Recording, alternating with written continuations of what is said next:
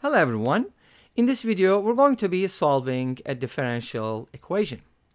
This differential equation is kind of interesting because we have y prime on one side and a function of two variables sort of on the right hand side. So we have 1 plus e to the power y minus x. So let's go ahead and solve this problem.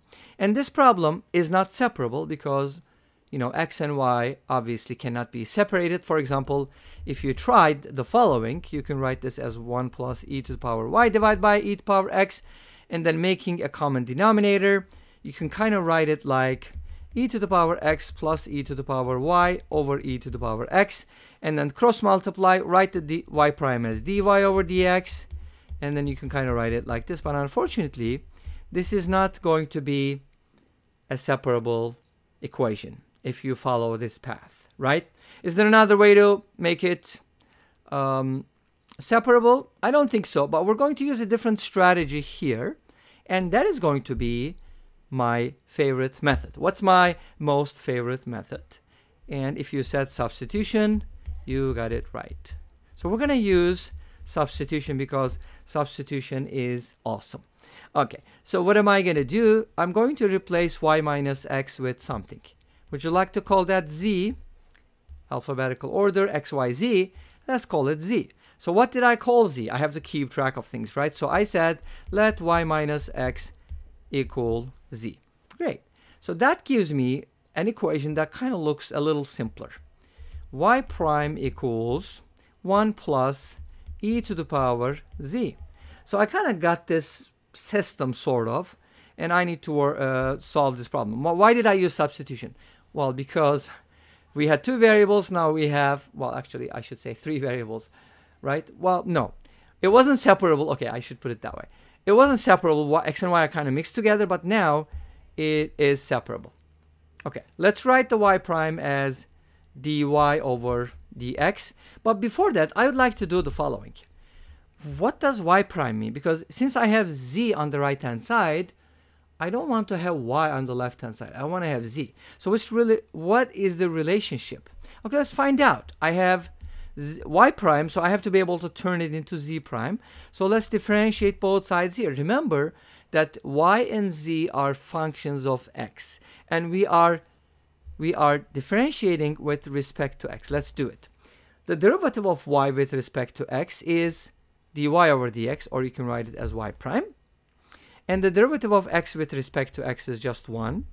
And the derivative of z with respect to x is dz over dx, or you can write it as z prime. So y prime means dy over dx. Let's be clear on that. And z prime means dz over dx. Great. Now, how does this help me? I can basically, from here, isolate y prime and write it as z prime plus 1. And this I can substitute here. You get the idea? Hopefully you do. Now let's proceed. I'm going to replace y prime with z prime plus 1 equals 1 plus e to the power z. And this is beautiful because we only have one variable, which means we can make this separable for sure. Great.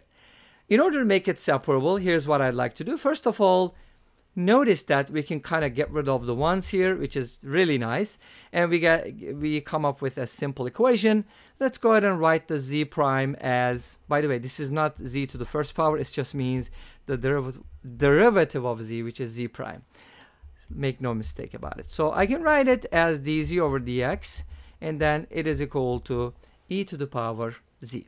Okay, cool. How do you make it separable? Super duper easy.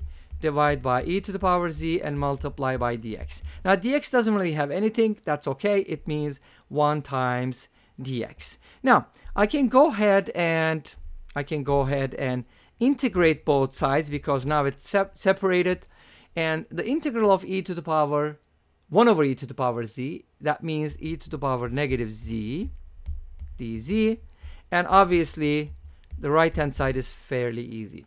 Now, how do you integrate e to the power negative z? Well, if you differentiate e to the power negative z, you get the negative 1 times e to the power negative z, which comes from the chain rule. So I kind of have to include the negative 1 there because when I differentiate, that negative needs to disappear. So that is the integral of e to the power negative z. And the integral of dx with respect to x is just x plus c. At this point, you can just go ahead and add your constant. We could add it on either side, doesn't really matter. Great. What am I going to do with this? Well, we have to back substitute. What is z? Z is equal to y minus x. So I have to go and back substitute, replace z with y minus x. So since z is equal to y minus x, negative z is going to be the opposite, which is x minus y. So this becomes negative e to the power x minus y equals x plus c.